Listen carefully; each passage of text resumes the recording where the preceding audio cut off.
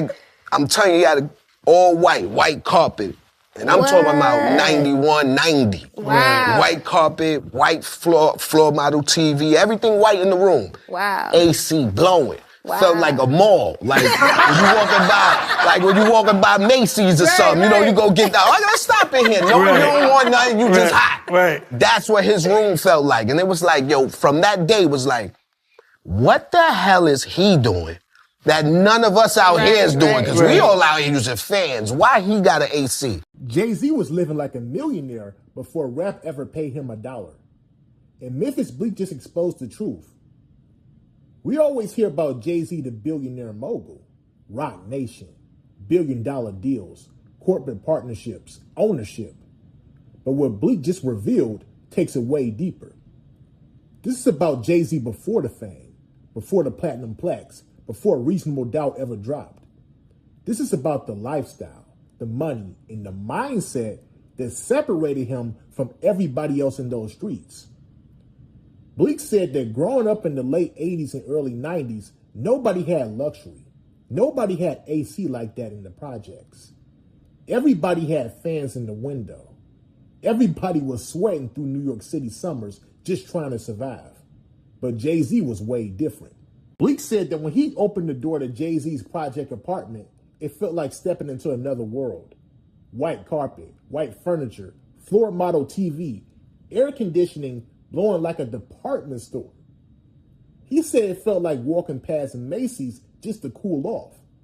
And that's when Bleek realized something wasn't normal. Something wasn't average. Jay-Z wasn't living like everybody else in the projects. He was already operating at a higher level. Now I'm about to play this clip for y'all. But before I do, I just need y'all to like, leave y'all thoughts down below in the comment section, and subscribe. Let's get into it. I know you grew up with Jay. You've been knowing him as a kid. Yes. So it's like, and you knew that he was different. So what's your favorite story growing up with Jay? Oh, man, I used to get in trouble for trying to hang with Jay. Really? Yeah, because they was the big time dope boys. Okay. And I knew was different, like, because we'd be in the house. This one I'm talking about early 90s, late 80s. This is fan days where it's hot outside. There's no such thing as an air conditioner. AC, I didn't know what that was. All I knew was the fan. You get your little water bottle, spray it, and make it a little cooler. So that's what I knew. So, you know, Jay, his mom and his sisters and them, my mom worked, they were all friends. So Jay never used to be home. So one day, my mom was at work and I had to go to his house to wait for my mom and them come home. And then, you know, we in the house and I'm with his nephews and stuff. And his door open. It's like you open the door, you looked at Hollywood, you close the door, you was back in Newark. Like, something ain't right. Open this door again, Hollywood, back the bricks. Something ain't right. Like, so I'm telling you, he had all white carpet.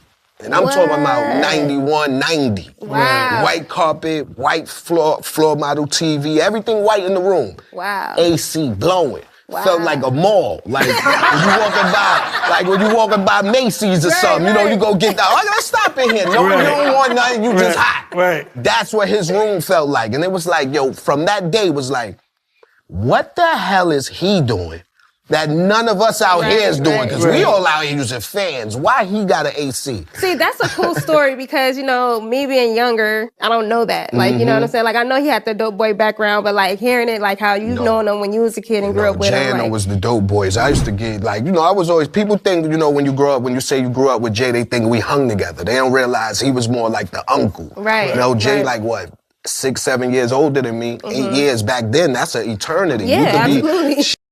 And Jay was always rolling, man. I'm telling you, he'd give me $100. This is penny candy store days where I was Nino Brown in public school in elementary. Because he would give me $100 and be like, yo, Bleek, go to the store, give me a Pepsi and keep the change. It's like, this when Pepsi's was $1, not $2, $1. So I got $99. Like, I'm up. Yeah, no, now I'm going to school the next day buying 500 Tootsie Rolls and this. I was the man in school. That's what first taught me what VIP and bottle service was like. Wow. Okay, yeah. That was the kid version. Straight up, had the lunchroom on fire. Jay-Z didn't just escape the streets. He evolved into something the streets rarely produce. What Bleek described wasn't just about money.